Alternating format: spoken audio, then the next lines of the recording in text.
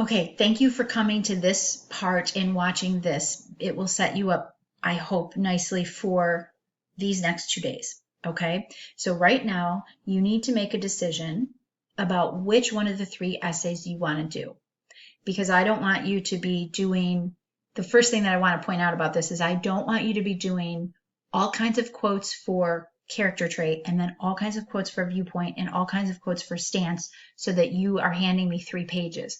I am cutting down time for you by telling you right now, choose the essay that you want to write of the 3 essay choices that I gave you.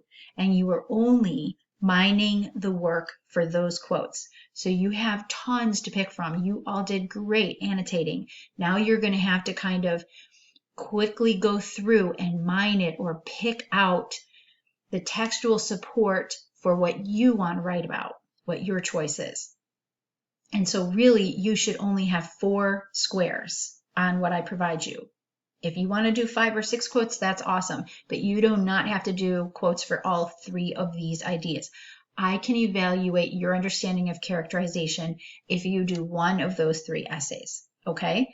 So you're going to either pick the character trait and put that down here. If that's the case, you would put, say, Editha / manipulative. Let's say that you think that's who she is.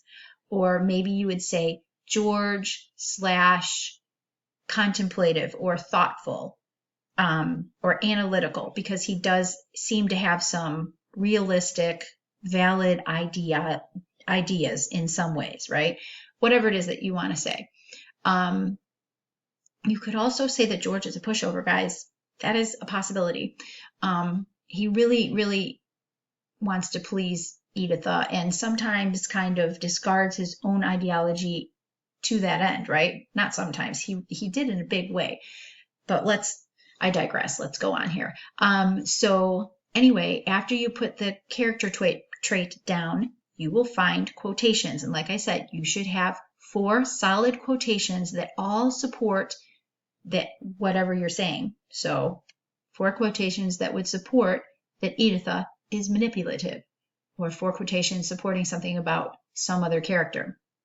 And then you just want to give a brief description of it. And again, you're basically today doing the grunt work for your essay. The more you do today on this grid, the less work you have to do when you actually put your essay together. So you literally could write the commentary that would go underneath your quote. You could write it so beautifully here that you just have to copy and paste it into your essay. You could do that. Commentary is another way of saying further explanation. And we've been doing that. You know how to do that even from your term paper. You don't just plunk down a quote. You have to further explain it and tell how it supports what you are asserting, what you are claiming. Okay, so maybe you're going to pick the viewpoints of these characters. So I gave a real example here for you.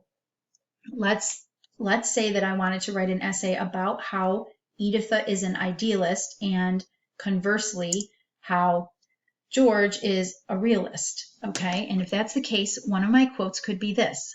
In fact, this is my favorite one from Editha in terms of supporting that she's an idealist. She was conscious of parroting the current phrases of the newspaper, but it was of no time to pick and choose her words. She must sacrifice anything to the high. Oh, and I was hoping that this would go away. If I exit, I might have to wait here for a second. Anyway, whatever the ending was, it's not cooperating with me right now. I'm afraid to exit. It sometimes goes away on its own. But anyway, so there it goes. For the high idea she had for him. I'm sorry, and I'm not going to start this over because it's taking me forever to get through this. So then after that, here's what I love about this quote, guys. I love that the fact that it just is saying she needed an argument for war. And she found her argument in the yellow journalism of the newspaper, which means that the journalists were not being truthful in what they were telling the public about war.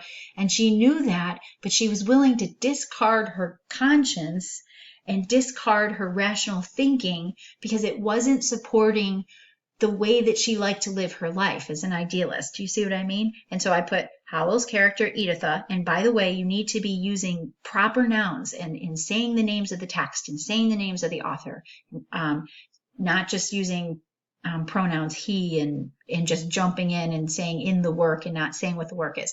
Howell's character, Editha, is willing to discard critical thought and even her conscience to pursue her idealistic viewpoint on war. She reflects a portion of society who believes everything they read without seeking out balanced opinions and pursuing truth. And that's what we want to get to. That's the more sophisticated answer, is that we don't just say, I see this about Editha, but we make that connection from, because I see this about Editha, I understand what Howells is trying to tell readers about the society in which he lives. That's the deeper understanding that you want to get to. Okay?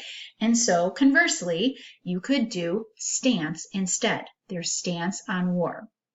I mean, this does kind of give her stance on war, but this speaks to her being an idealist, that she is discarding critical thought and rationalism because it doesn't serve her purpose as an idealist, a romanticist. Okay? And so that somewhere deep in her side of her, somewhere kind of underlying, somewhere in her, she does kind of know about the truth, but she just wants to live. And in the end, I love how she goes back to her friend kind of ushers her back into her cloudy existence. She kind of lives in the reality for a moment based on her interactions with Gearson, Mrs. Gearson, and then her friend's like, oh, Mrs. Gearson, how vulgar of her to say that, and zoop, she's right back up living in her ideal. I love that ending. It just kind of solidifies, that kind of romantic way of going about life. You might know somebody that sort of lives in the clouds that way, and it's kind of sweet. All right. If you have any more questions, let me know. I feel like 7 minutes and 21 seconds in, you guys are so good. You're doing so well with everything that I give you. You're really rising to a level of sophistication. I'm so proud of you. But if I haven't discussed it or described it enough for you, please reach out and I would be happy to do more. But otherwise, you have a wonderful weekend. Have a wonderful day. Finish this for sure. This is going to make your task on Monday ever so much easier. And so I will talk to you later. Have a wonderful weekend.